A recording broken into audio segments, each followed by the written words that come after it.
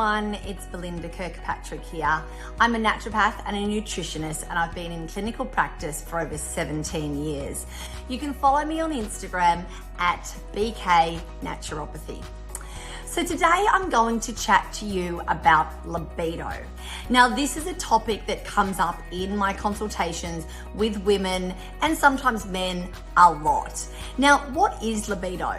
So I guess libido is the instinct or desire to have sex, or that sort of like erotic desire and pleasure. Now, a lot of people, I guess like your libido is also known as your sex drive, and a lot of people and women come saying their libido isn't fantastic. So what we want to look at today is, looking at when does it fluctuate, why does it fluctuate, and most importantly, what we can be doing to improve things. Now, most people, particularly women, will experience low libido at some point in their lives. It might be long term, it might be short term. Things that can often affect or suppress libido might be after the birth of a baby. The oral contraceptive pill often, ironically, decreases your libido. Sometimes when a relationship's rocky, it may be because energy level's low or because you're going through a stressful time in your life. Now, libido also kind of declines for many women around menopause, and a lot of women around this time, I think it's around about 60 to 80%, report having sexual problems. A large survey that they did of women aged between 55 and 60 said that only around about half of them were actually even sexually active. Around this time, it's the declining levels of estrogen that can make the vagina a little bit more dry. It can make it feel a little bit more uncomfortable. And that, in combination with the change in hormones, can often lead to a decreased interest in sexual intercourse. It's interesting to note that, for women not in that menopausal kind of time, but in other sort of periods of time, because I work a lot in fertility, we're often talking a lot about libido and sex, because these people are trying to, make a baby, and they're having conception attempts at sort of multiple times of the cycle, and that can be really difficult if libido is not amazing. What I say to a lot of those women is that quite often, this is a bit generalist, sorry guys, men often use sex to connect, whereas women often need to connect and then have sex. So what that means is if you've been up, you've been working, you might have put the kids to bed, you finished cleaning up the kitchen, you've done some jobs, you're doing work emails, you're like catching up with friends online or whatever it might be, and then you jump into bed exhausted, the likelihood of you wanting to have sex then, unless your libido is very high, is generally quite low.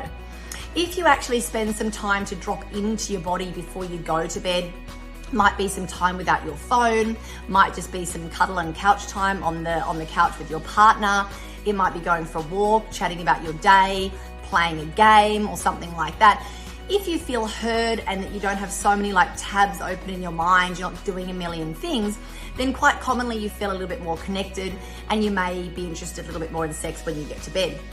A question I often ask people is, what is your libido like on holidays? So what's it like when you're away from the cooking and the cleaning, away from paying the bills, away from work? And a lot of my clients will say, oh no, my libido's fine there.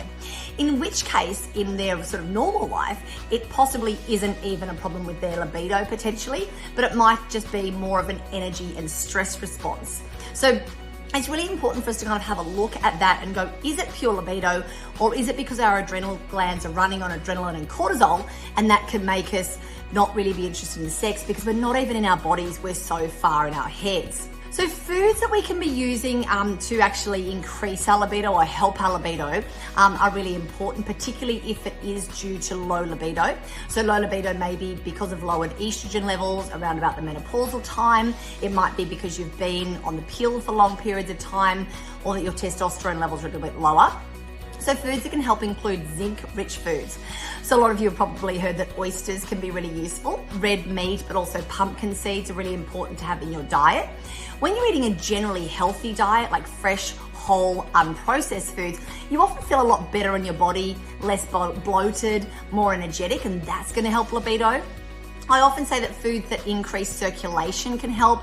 Leafy greens, avocado, nuts and seeds, asparagus, fruits are really fantastic as well. I usually get my clients to add some maca into their daily diet.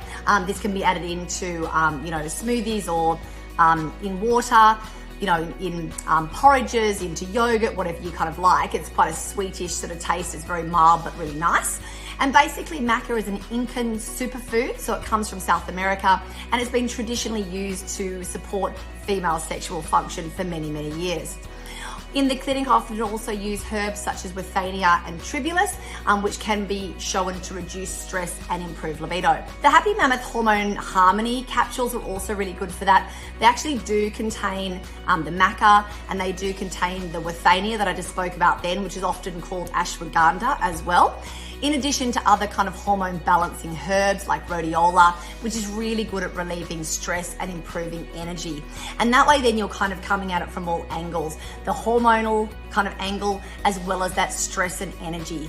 So hopefully, guys, this gives you some tips on what to be looking at with libido, some things that you can be eating and adding into your daily diet that can help, but also looking at those lifestyle things. You know, are you actually in your body and connecting with your partner to then give your libido the best chance? I hope this really helps. See you soon.